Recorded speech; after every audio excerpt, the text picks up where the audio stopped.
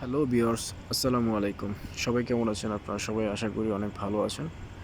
বন্ধুরা, আজকে আপনাদেরকে দেখাবো Oman Barka city golden China market. আ এখানে আজকের ভিডিওর মূল উদ্দেশ্য হচ্ছে আজকে এখানকার পরিবেশটা আমি আপনাদেরকে দেখাবো। এখানে ওমানের পরিবেশ সম্পর্কে এখানে ধারণা আপনাদেরকে ছোট্ট করে সংক্ষিপ্ত আকারে দেখাবো। কিছু কথা বলবো আপনাদের সাথে। এটা আমার ফার্স্ট ভিডিও। আমি কখনো এর আগে কখনো ব্লগ করিনি। এটা আমার ফার্স্ট ব্লগ।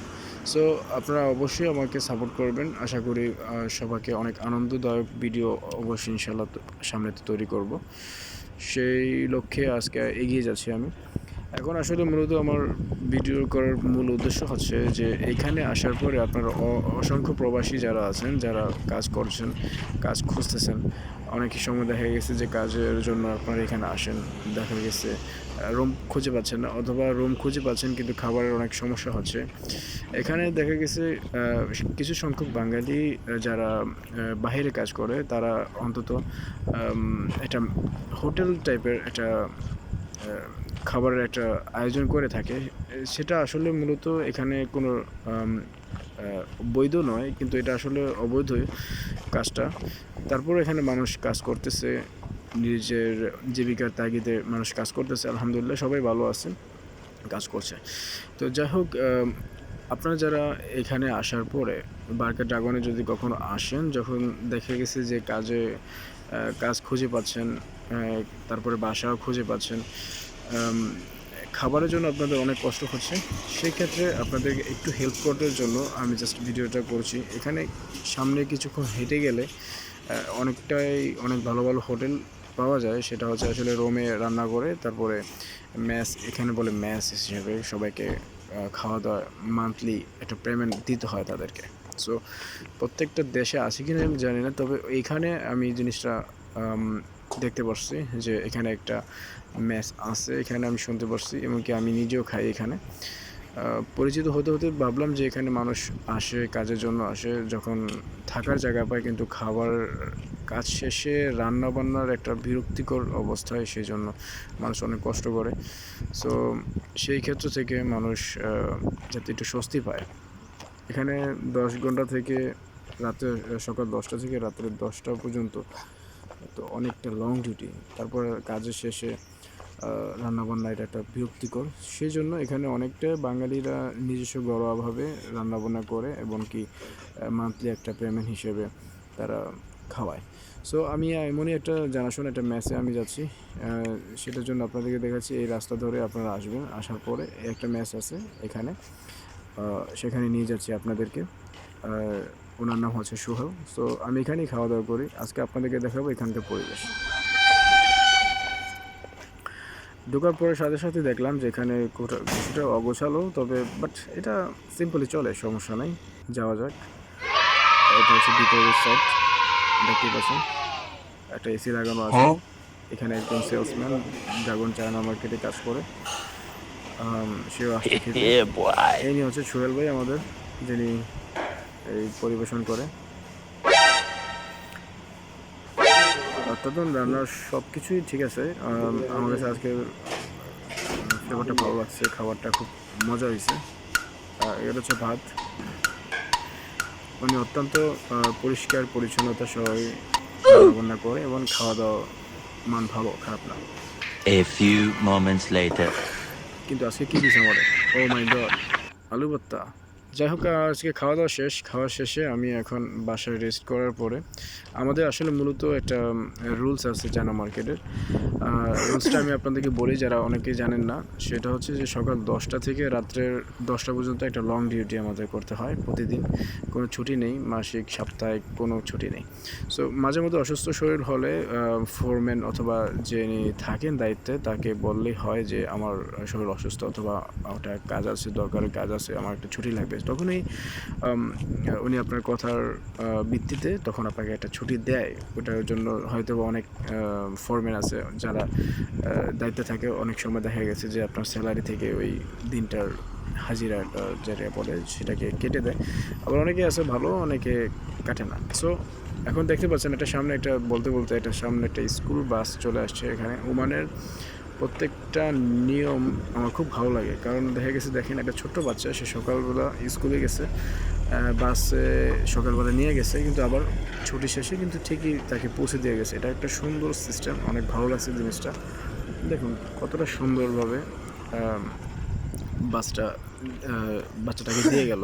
এটা হচ্ছে একটা রুলস, বাংলাদেশেও একটা প্রতিটা স্কুলে এরকমভাবে রুলসটা চালু করলে অনেক ভালো হয়।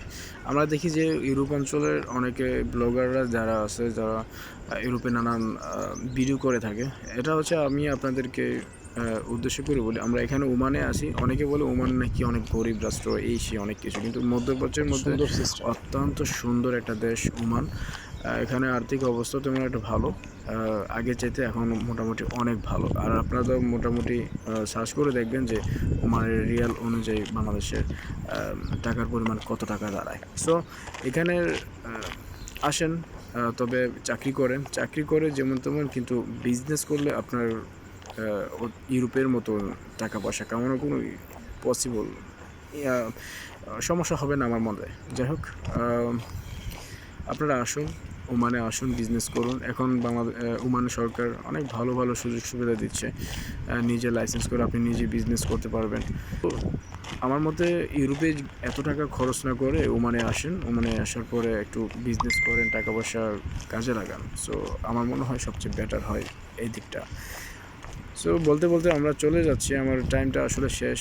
আমি যা বলতেছিলাম সেটা হচ্ছে যে আমি সকাল 10টা থেকে এখানে যারা চানা মার্কেটের আমির বলতে না, সবাই চানা মার্কেটে যারা চাকরি করে সবার ক্ষেত্রে একই রুলস। সো রুলসটা হচ্ছে, আপনি আপনাদের যারা নতুন তাদেরকে বলে দিচ্ছি, সে রুলসটা হচ্ছে চানা মার্কেটে যদি আপনি যে কোনো চানা মার্কেটে আপনি যদি চাকরি করতেন, সেখানে একই রুলস আপনাকে পালন করতে হবে। যেমন সকাল 10টা থেকে রাত্রে 10টা পর্যন্ত সপ্তাহ, মানে প্রতিদিন, মাসিক কোনো ছুটি নেই।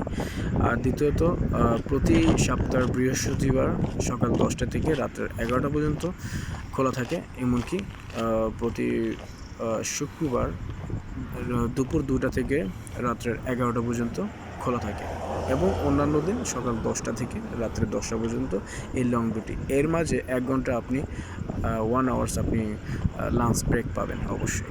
সেটা এই যে আমি এখন ব্লগটা করছি, সেটা হচ্ছে আমার লাঞ্চ ব্রেকে আমি যখন খাবার খেতে গেলাম সেখানে, তো সেটাও একটা ভিডিও দেখছেন ব্লগের মাধ্যমে। আর আমি এখন লাঞ্চ শেষে রেস্ট করে এখন আমি আমার কাজের গন্তব্যস্থানে যাচ্ছি। সো এখন রাস্তা পারাবর হব।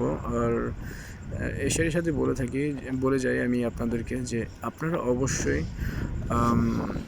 বিশেষ করে ওমানের আইন কানুনের প্রতি একটু জেনে আসবেন, সব কিছু জেনে আসবেন, যাতে এখানে আসার পরে কোনো রকম বিপদে না পড়তে হয়। যেমন ধরেন আপনার অনেকেই যে কোনো একটা ভিসায় আসার পরেও মানে আপনারা অবৈধভাবে নানান রকমের, যেমন আপনি একটা দোকানের ভিসায় আসছেন, ওই দোকানে আপনি কাজ না করে অন্য কোনো জায়গায় কাজ করতেছেন, এটা কিন্তু অ্যালাউ না এই দেশে, এটা কিন্তু অবৈধ। সো এই জিনিসটা খেয়াল করবেন যে ভিসায় আসবেন, ঠিক সেই বিষয়ে যত আপনাকে ওই কাজটাই দেওয়া হয়, যে কাজে আসবেন আপনাকে ওই কাজই যেন করতে পারেন, সেই দিকটা একটু অন্তত খেয়াল রাখবেন। অবশ্য যারা এত অস্থির হবেন না, মানে হতাশ হবেন না। বলতে বলতে দেখেন আমার সো উনিও আমার ব্লগটা দেখে একটু মুচকি হেসে চলে গেলেন, বলেছেন আচ্ছা ঠিক আছে, ওকে যাও। সো আমি এখন চলে আসছি আমার গন্তব্যস্থানে। তো আপনারা যা বলতেছিলাম, অবশ্যই যে ওয়ার্ক পারমিট নিয়ে আসবেন, যেখানে ওমানে আসবেন, অবশ্যই চেষ্টা করবেন যে ওইখানে কাজ করার জন্য। আর অন্যথায় অন্য জায়গায় কাজ করলে দেখা গেছে একটু সমস্যা, কারণ পুলিশ চেকিং আছে, তারপর লেবার কোড চেকিং আছে, অনেকটা প্রবলেম। সো আমি চাই না কোনো ভাই বন্ধু ভিউয়ার্স আমার তারা কোনো রকম বিপদে পড়ুক। যাই হোক, আলহামদুলিল্লাহ চলে আসছি মার্কেটে। এখন দেখুন মার্কেটের ভিতরের অবস্থা, ভিতরের পরিস্থিতি। এখানে জাস্ট আপনি সেলসম্যান হিসেবে কাজ করবেন, আর বাকিটা আপনি সেল দেখাবেন আপনার কোম্পানির মালিককে। আপনাকে অবশ্যই স্যালারির বিষয়টা আমি আবার পরবর্তীতে এখানে কীরকম স্যালারি পাওয়া যায়, কী আসল বিষয়, কাজে কী কী সুযোগ সুবিধা, সব কিছু আমি আপনাদেরকে পরবর্তীতে জানিয়ে দেবো, সমস্যা নেই। আর অবশ্যই আমার চ্যানেলটা অবশ্যই সাবস্ক্রাইব করে রাখবেন। অবশ্যই যে কোনো একটা আপডেট আপনারা অবশ্যই পাবেন আমার এই ভিডিওর মাধ্যমে। সো আমি এখন চলে আসছি আমার কাজের স্থানে। সো আমি এখন বিদায় নিচ্ছি। টাটা, আল্লাহ হাফেজ।